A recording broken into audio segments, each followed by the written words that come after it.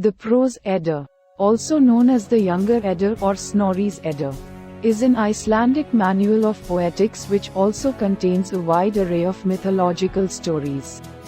Written in the early 13th century by the Icelandic scholar and historian Snorri Sturluson. It serves as a comprehensive guide to the mythology of the Norse gods and heroes. The section titled, Of the Highest God, is particularly focused on the creation of the cosmos and the hierarchy of the gods within Norse mythology.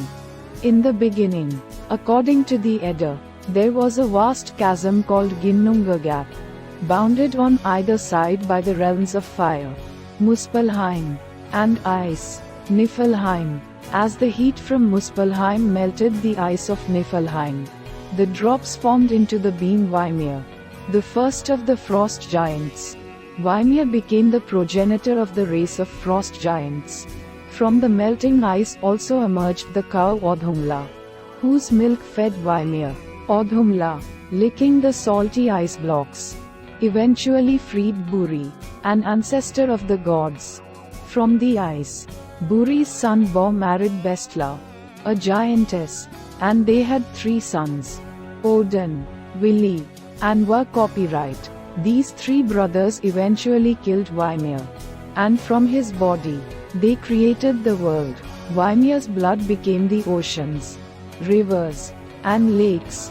His flesh turned into the earth. His bones transformed into mountains. His teeth and fragments of his shattered bones became rocks and pebbles. From Vimir's skull, the brothers fashioned the sky, held aloft by 4 dwarfs named Nodri, Suddi, Ostri, and Westri, representing the 4 cardinal directions.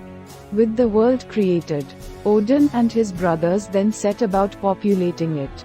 They first created the first human beings, Ask and Embla, from 2 tree trunks found on the seashore. Odin gave them breath and life.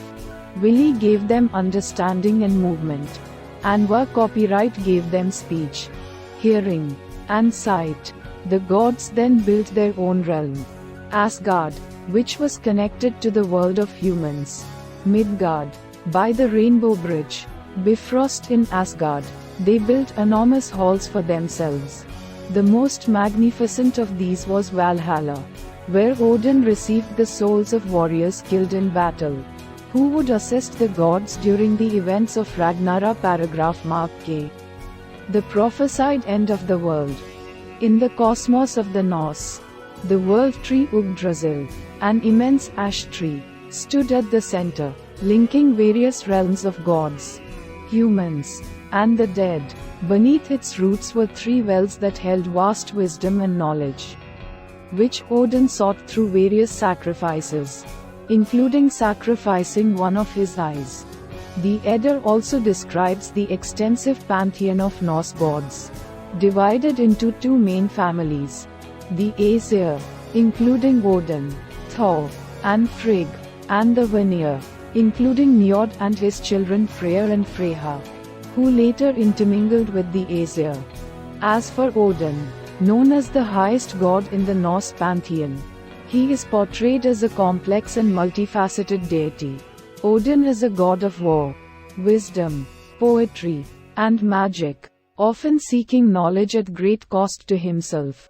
His quests for knowledge and power are central themes in many myths, highlighting his role as a shapeshifter and a wanderer, often roaming the earth in disguise. The Prose Edda remains a critical source for modern understanding of Norse mythology, providing insights not only into the myths themselves but also into the medieval worldview of the time when they were written down. Snorri's work was intended both to preserve these ancient traditions and to serve as a guide to the poetic language that had developed around these mythological themes, ensuring that the rich tapestry of Norse cultural heritage would not be lost through the ages.